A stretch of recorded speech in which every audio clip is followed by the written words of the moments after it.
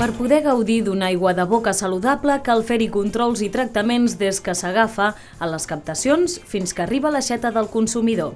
DipSalut ofereix aquests serveis als ajuntaments de la demarcació de Girona. El programa inclou la revisió de l'estat de la instal·lació de distribució d'aigua i la implantació d'un pla de control analític, tal com diu la normativa. Per això, un agent de DipSalut i personal de l'empresa proveïdora del servei visiten les instal·lacions i prenen mostres de l'aigua. In situ ja es poden determinar algunes de les característiques com el clor, el pH o la terbolesa amb aparells com l'espectrofotòmetre o el terbolímetre. Això permet fer una primera valoració de la qualitat de l'aigua. Un cop fet aquest procés, les mostres es porten al laboratori per completar les anàlisis. Un cop arriba la mostra al laboratori, es completa l'analítica amb tots els paràmetres que la normativa descriu, tant fisicoquímics i microbiològics, i un cop es tenen els resultats d'aquestes analítiques es comunica a l'Ajuntament.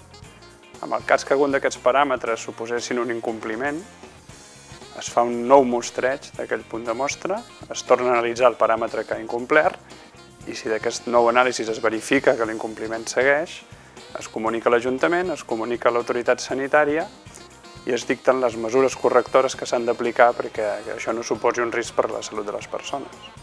Les mesures correctores que habitualment s'han de prendre és, segons els paràmetres que s'incompleixin, però bàsicament són de neteja d'instal·lacions, d'aplicar els nivells de clor que calguin a la xarxa i si són paràmetres fisicoquímics que tenim, poden ser aplicacions de filtres per eliminar aquests paràmetres de l'aigua de consum. DipSalut també elabora i implanta el programa d'autocontrol i gestió dels abastaments per tal que els ajuntaments coneguin com fer-ne la gestió perquè aquesta sigui segura.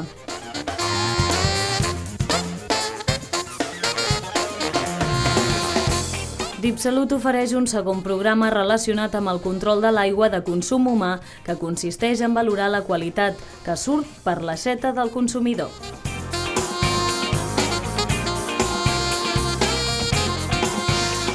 Aquest primer any hem adreçat el programa a les escoles i a les llars d'infants.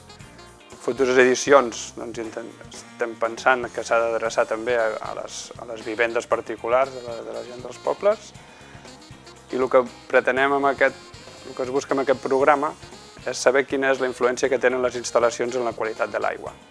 Una instal·lació de metalls pot fer que part d'aquest metall de les canonades passi a l'aigua, cosa que no és desitjable, o un dipòsit antic a sobre d'un terrat pot fer que microorganismes també passin a l'aigua i tampoc seria desitjable.